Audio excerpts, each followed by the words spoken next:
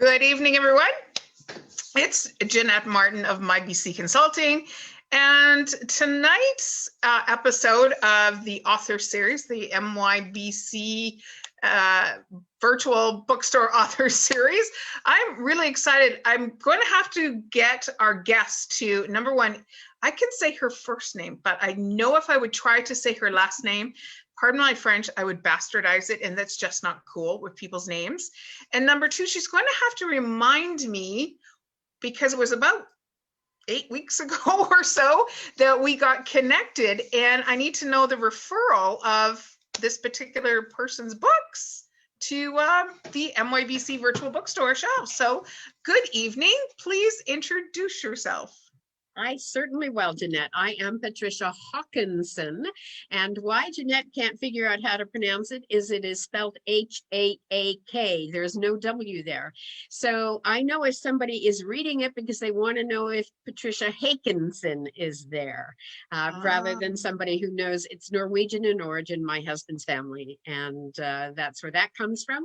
And it was the lovely Brittany Barton who recommended that I get in touch with you. Yes, a fellow Islander. Yes. I think she's in Cowichan. Yes, she's up island somewhere, building a new little home in the middle of a forest and doing all sorts of exciting things. Pioneer couple.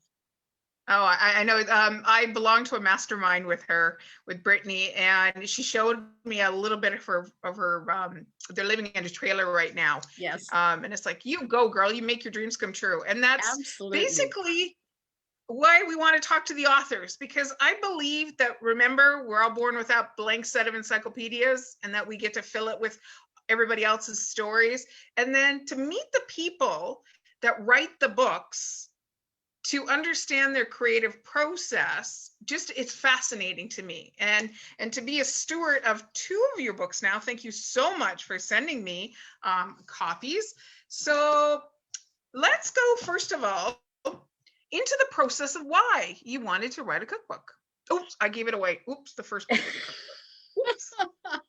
Well, it all happened quite a few years ago now, just before about 5 months before my 50th birthday. I had been retired and living the good life, and I've been a foodie from way back. Both my parents were great cooks, even my father. Both were great bakers. Sunday was my dad's day to bake and cook, and the rest of the time was my mom. So I grew up loving food. And after I retired, I indulged a little too much. And we went on vacation with a friend. And back in the days when you printed a photo, and we got the photo of us with a couple friend of ours. And I said to my husband, who's the fat lady next to you? And it was me. So I suddenly realized that, yes, I had gone up a size or a size and a half, but I still saw myself as fairly tall and svelte. But that's not the way I looked when I saw the photo. So I immediately lost very close to 50 pounds. Well, immediately, over 5 months. And I did that by following a low-carb diet. Now, not the Dr. Atkins diet, because his is way too strict and not healthy. But I had enough knowledge of nutrition that I made it a healthy, adapted low-carb diet. So still lots of fresh food and fruit and vegetables and normal 4 to 6 ounce pieces of protein, not, have a 10-ounce steak and a salad. Not my thing. So my husband and I had wintered in California, and we came home, and one of the kids who lives in Vancouver was here for the weekend and watching me cook. And I was making notes, testing things, adding stuff, making notes. And he kind of said, what are you doing? Because he knows I'm fairly adept in the kitchen. And I said, well, your dad and I have been following this low-carb diet, and now I want to broaden things out and maintain, but I'm trying to make some of my favorite recipes into a low-carb approach to that same thing. And he's a lawyer, and he looked at me, and out of the blue, he said, are you going to write a cookbook? And I thought, why don't I write a cookbook? Sure, why not? And that's where the inspiration came. And it took me 18 months of working every day on the cookbook. It took, I purchased a very large professional nutrition software package. So, and it took me a long time to learn that. I'm not particularly techie. And I could punch in every single ingredient, even the herbs that I was using, and how many servings I had. And this software package would punch out the nutrition for that. Because I thought, and I'll bring up a page, if you're going to do a book about healthy eating, you absolutely need to have that nutrition box. You need to know the calories and the protein and the carbs and the fat and the fiber and the net carb. Yes. So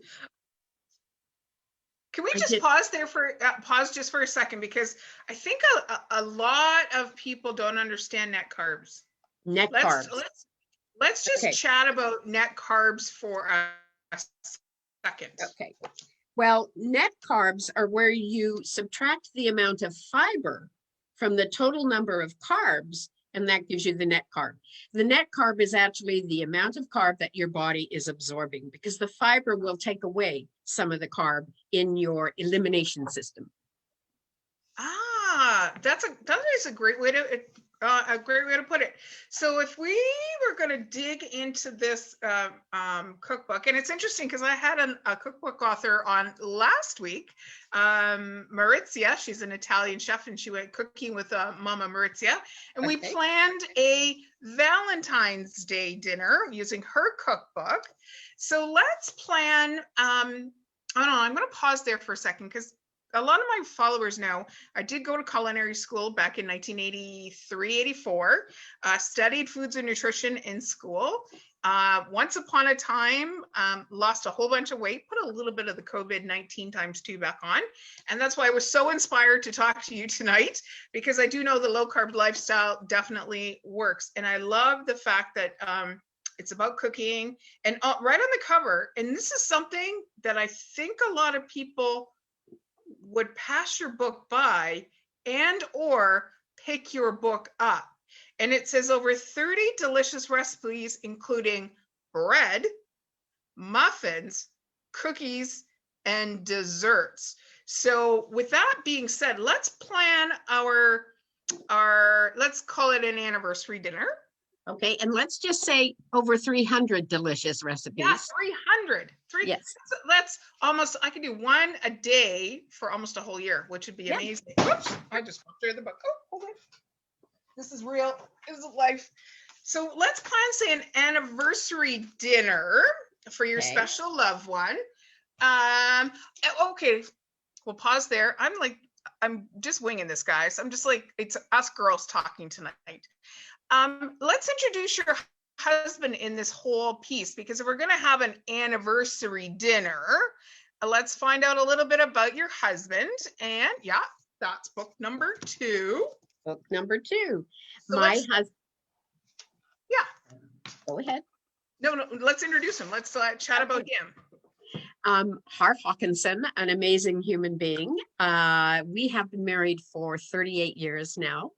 And he is a retired physician. And Jeanette asked me earlier which book came first, and she thought maybe it was the lifestyle book and then the cookbook, but indeed it was the opposite way around. I was self-published initially, and I went to a local self-publishing company here in Victoria, no longer available, Trafford Publishing, and I did the cookbook. And I put my personal email address in the introduction. And all of a sudden, I started getting emails, even from the United States and across Canada, and I couldn't hardly believe it. But people were asking things like, I'm a diabetic. Can I do this diet? Would you menu plan for me? Well, you know that menu planning for a week or 2 weeks for somebody is a long, involved job. And so when I had a question like, I'm a diabetic, can I do this? I would say, hun, can you answer this email if I shoot it to you? And he said, sure. And he would. So after probably a couple of months of that, I think it was at dinner one day, he said, you know what? We have another book here, and it's one we'll write together. And he said, I'll do all of the research, why it works, why it's medically okay, how to deal with it if you're diabetic. And you can do the menu planning, how we travel, how we live, how to adapt to different things. and then we will have a book. You'll have two and I'll have one, you said. And that's what we did. What a beautiful way to spend time with your husband and pulling together a book. So now let's go and pick. We're going to plan this menu in reverse. Okay. Because we are going to make you a spectacular 40th anniversary, which is in, you said, a couple of years. So which dessert would surprise people that was low carb that's in the book? Okay, I'm looking for my favorite cake. Ooh, cake. You had me at cake. And it's Julie's, what do I call it? It's an orange cake. It's absolutely divine. Let me see if I can find it. Julie's Middle Eastern Orange Cake, and it's on page 323. Okay, I'm going to follow along here because now we did 2 different book tours right across Canada when our books were first, well, we were still self-publishing, and then we had a mainstream publisher come and want to do another edition. And when we were doing that, we had a very active website called Slow Carb, because we talk about slow carbs rather than low carbs, the good carbs that slowly are absorbed and slowly get your blood sugar up rather than punching them up. And on this very busy website, I had a monthly recipe contest. And people would submit recipes and I tried them. And if I picked their recipe to come into the next edition, they got a easy low carb cooking apron that I had embroidered and sent to them. And that's where I got Julie's Middle Eastern Orange Cake. It's an absolutely beautiful cake. It uses 2 large oranges that you simmer on the stove in water for 2 hours. And then you take the oranges and you take the seed out, but you put everything else in a blender and blend it all up. So you've got the rind of the orange and the oranges, and you add a little bit of, I don't use Splenda anymore, by the way. I am now using palm sugar. I used to use Splenda way back when. Ground almonds, baking powder, and eggs. It's a beautiful, rich, moist, delicious cake. And you serve it either with a warm chocolate sauce or a crème anglaise. Divine either way. Beautiful and simple. What is. I like about this is you could find at the grocery store oranges, you could find eggs, you could find ground almonds, you could find your baking soda and the low carb sweetener of your choice. So it's not like it's an unusual, I have to go hunting in order to make a beautiful recipe. Yeah, I wanted it to be a cookbook that anybody could use. And you know what? It's still my favorite. My personal copy is dog-eared and tabbed, and it's still the cookbook I go to. Awesome. Okay, so let's come back to a main course. What is a main course in here that is just anniversary worthy? It just has big show. Okay. All right, let me just take a minute and look. There's so well, and you know, I've separated things into whether it's fish or beef or so. I mean, the beef stroganoff is lovely, but I'm not going to stop there. Boeuf bourguignon is also lovely. Lots of beautiful fish, because we love fish in this house. And I'm originally from Halifax, so I just came from one end of the country and one ocean to the other. I'm trying to find something that'll not, I know what I want to find. Where is it? I know where I want. Well, my thumb went on page 282. I'm single, but I would have to say, I think the type of man that I would be having an anniversary with, you're right, would appreciate a rack of lamb with herbs and spices. It's divine. I love lamb. Yeah. So that would be something nice and hearty. It would be. Another thing that if you wanted a showstopper that people would go, what's that? I have a chicken roulade, and that's page 200, and it is gorgeous. Well, that is definitely a showstopper. Yeah. So then a nice side dish. Oh, it would have to be creamy garlic cauliflower. Okay, I agree. 100%. 100%. Just tastes like garlic mashed potatoes, but without all of that extra sugar. Awesome. And a little accompaniment. You've got quite a few like dressings and things to kind of, as I like to say in fashion, when you push up your sleeves, that's called like zhuzhing your Okay, sleeves. zhuzhing. All right. So it looks like you've got a lot of beautiful sauces and vinaigrettes. I do, Uh, and lots of beautiful salads yeah, and soups. some gorgeous, gorgeous soups too. I mean, just oh, Ooh, there's gazpacho. a soup in this cookbook. I don't know if I can find it right off the bat that comes from New Zealand. And indeed, when Harv and I were writing our book together, we had spent a lot of time figuring out what the chapters would look like and how it would flow. And we did our research here, and we went to New Zealand for 10 weeks. And we rented a little apartment on a golf course. And I would spend from 7 in the morning till noon writing while Harv played a golf game. And then from 1 till 6, he would write while I walked on the beach. And once we had a chapter done, we would have it printed in town. And because we use the same computer, we just took one computer with us. We'd go to town with a little stick and have it printed. And I would edit his chapter and he would edit my chapter. And that's how we did the second book. That's incredible. Oh, chocolate nut protein bar. Oh my gosh, there is just something in here for everyone. Yeah, there pretty much is, I have to say. I'm just looking again for that soup because it's a herb tomato and curry chicken soup. And what happened is we actually took a little trip. We were in a beautiful country inn, and there was a beautiful restaurant across the highway. So we had to get out of the country and cross the highway. And we saw the chef in the garden picking his fresh herbs. And I said to Harv, we're in for a treat. He's picking his herbs for his dinner tonight. And it was the best soup I'd ever tasted.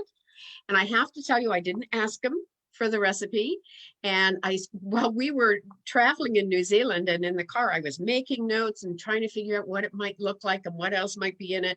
And it took me 8 or 9 tries at home to get that soup the way I wanted it. You've got one lucky husband with that's fed very well. Very well.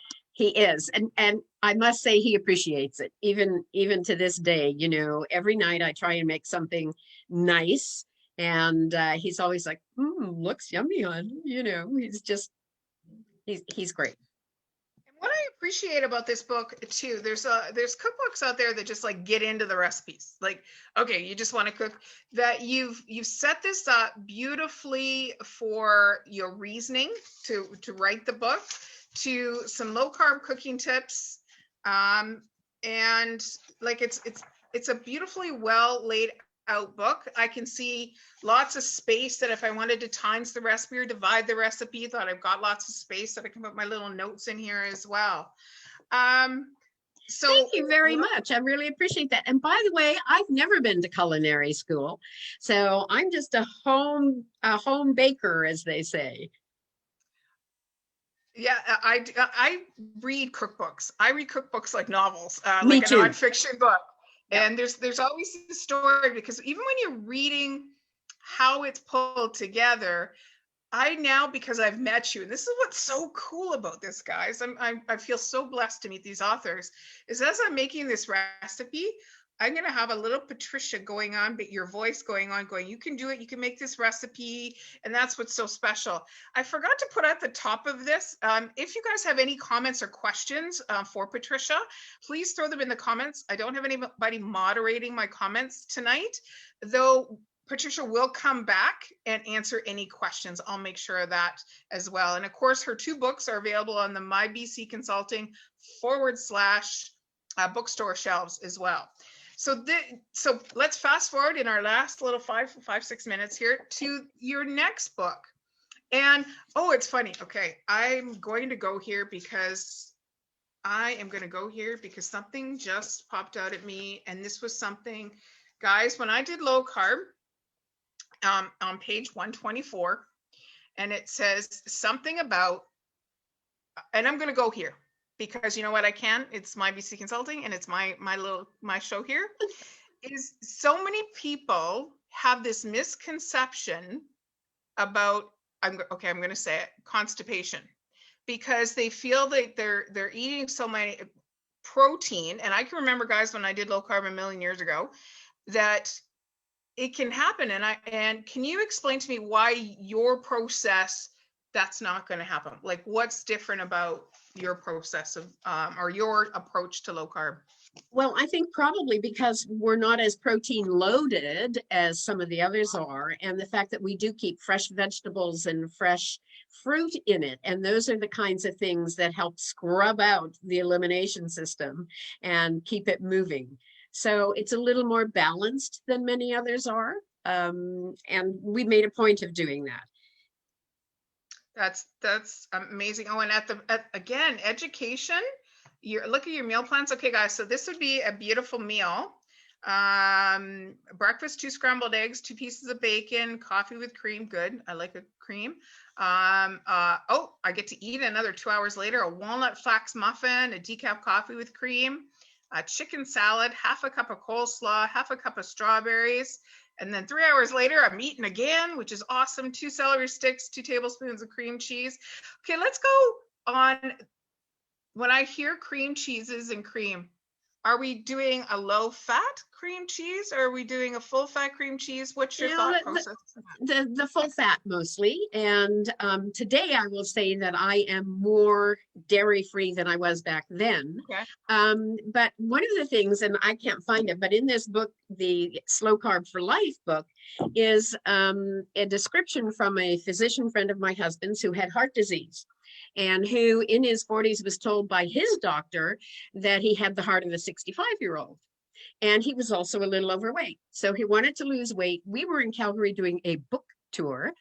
We met him there. He bought copies of the books, and he lost like 40 pounds, and all his heart rate parameters came down to a better level.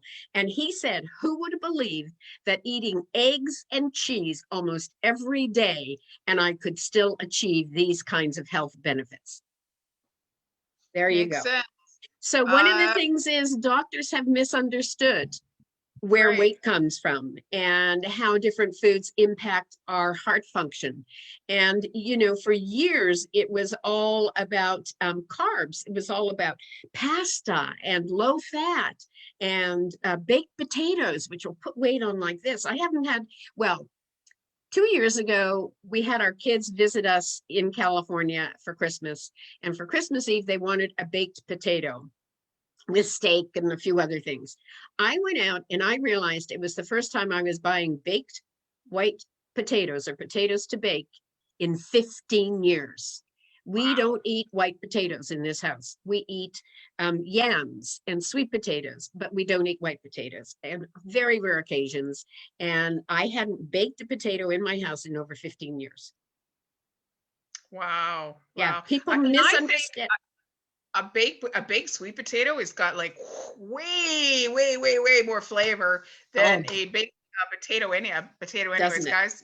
Yeah. I'm team sweet potato, team yam, and team. I love taking the purple top turnips. Yes. And roasting them, and you're hard pressed to tell that that's a not a potato when you got all the good herbs and olive oil and all that, and roasted radishes. That is my other favorite thing. Clean those radishes and roast them. Oh, so many options. So I discovered doing this that I'm actually very gluten sensitive. I had been misdiagnosed with ulcerative colitis. I was taking really expensive medications, took gluten out of my diet, and everything disappeared, all my symptoms. So my husband loves spaghetti, and I make a really great spaghetti sauce. So here's a quick little tip. I buy white or green cabbage, whichever you want to call it, and I slice it into what would be like a fettuccine noodle, and I steam those, and I pour my spaghetti sauce over that, and I make spaghetti noodles for my husband.